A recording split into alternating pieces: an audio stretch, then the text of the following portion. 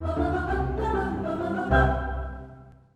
Eagles pulled off a memorable 2-wicket one-day win over Gloucestershire in Bristol, Aaron Nijar and Shane Snater batting them to a last-ball victory when all looked lost.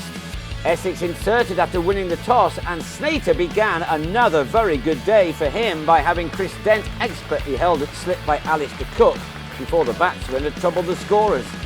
It was a real struggle for the batting team against the new ball. Ben Charlesworth mightily relieved to get something to hit off Ben Allison. In spite of that shot for 6, Gloucestershire had only 36 runs on the board from the first 10 overs, and they were 2 down in the 13th, Ryan Tender-Scarter trapping Tom Lace in front for 19 with the very first delivery of the match for him. The Eagles were then gifted a 3rd wicket as James Bracey was run out after a mix-up. Michael Pepper with the throw that had the batsman returning to the pavilion with just a single to his name. And Gloucestershire were on 54 for 4 in the 16th over when Charlesworth's vigil was ended by Simon Harmer, who found plenty of bounce to have the batsman offering William Buttleman a simple catch at point. Jack Taylor and Graham Van Buren had a rebuilding job to do, although the former wasn't afraid to launch Tender-Scarter down the ground for a maximum. The trouble was never far away for the home team, who next lost Van Buren, who on 11 gave Tender-Scarter a return catch to leave the Gloucesters on 73 for 5 after 21 overs.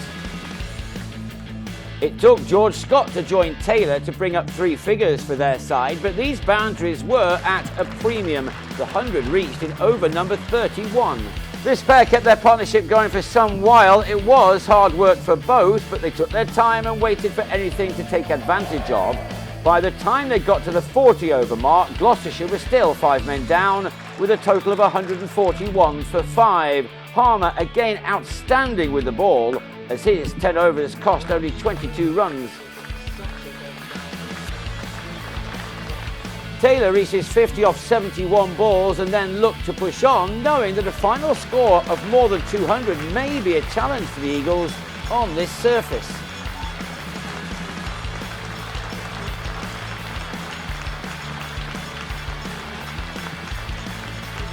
His partnership with Scott had realised 99 runs in 24 overs when Taylor, with 62 to his name, hit Aaron Nijar out to Harmer at long on.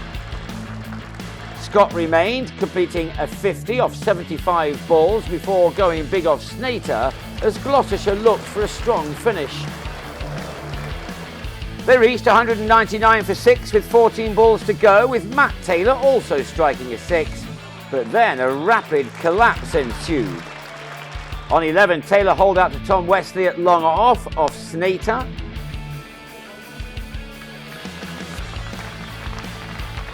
Who struck again next ball. Scott out for 64, edging a wide ball to Nijar at 3rd man. And it was 3 and 4 balls for Snater, who ended with figures of 4 for 48, as Josh Shaw also clubbed down the ground to Westley. A 4th wicket fell in the space of 5 balls as Jared Warner was out. First ball to Allison. Gloucestershire dismissed for 204. They would have been disappointed with that finish, but Matt Taylor responded by bowling Cook for 5 via the inside edge in the 6th over of the Eagles' reply. The new ball was again difficult to get away, and although Westley, in fine form right now, was able to find the boundary on a couple of occasions, the visitors were still only able to score 31 runs in their 10 overs of power play. Buttleman was made to work especially hard. His 14 runs had occupied 41 balls, and then he showed Tom Smith too much of his stumps and was bowled. Halfway through their chase, Essex had reached 84 for 3 and still needed 121 more, but with Josh Rymel on his list A debut supporting his captain admirably, the game was still in the balance as the overs passed by. Westley has had a superb tournament and he was raising his bat yet again on completing another 50, this one arriving with his 5th 4 from his 65th delivery. With wickets in hand, the Eagles needed 85 runs from 17 overs, but then this fascinating contest changed direction again after Rymel on 30 was bowled behind his legs by Van Buren. Van Buren then did for Tenduscarter, he picking out lace in the deep to fall for 5. And when Adam Wheater was then bang in front to Matt Taylor for a single, the Eagles had slipped to 136 for 6. 69 runs still required from 11 overs. Van Buren then removed Harmer for 9, Bracey with a stumping off a ball which really turned. The Eagles' hopes now seemingly rested with Wesley, but a slight moment of hesitation cost him. This was a controversial moment too. Bracey knocked a bail off before gathering the throw from Matt Taylor and before breaking the stumps with the ball in his glove. Wesley questioned the decision quite rightly, but had to go for 71. Thankfully, in the end, it didn't matter. The game was certainly shifting. The visitors 44 runs shy of the winning line with 5 overs to go. Nija then launched Smith over the rope to give his side hope. And that hope was lifted yet more when he went big again offshore. 30 runs had been required with 3 overs to go, but that had now been reduced to 6 off the last one. Warner was handed the ball in just his 5th bat, and he allowed only 4 runs to be scored off 5 balls.